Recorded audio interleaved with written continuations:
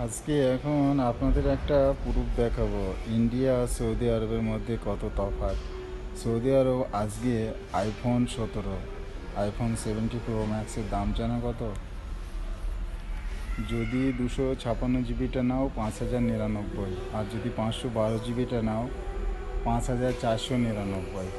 দেখো, দেখো, এটা হচ্ছে 256 জিবি, আর এটা হচ্ছে 512 জিবি।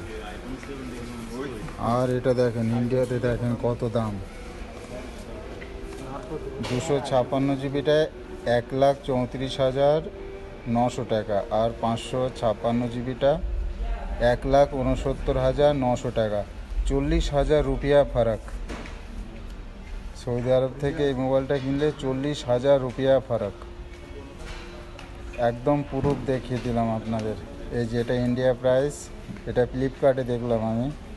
আর দেখো, এটা আমি এখানে মার্কেটে দেখলাম।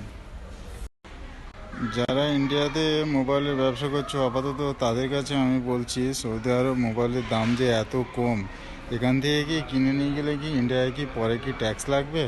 আমাকে একটু জানাবেন। হ্যাঁ,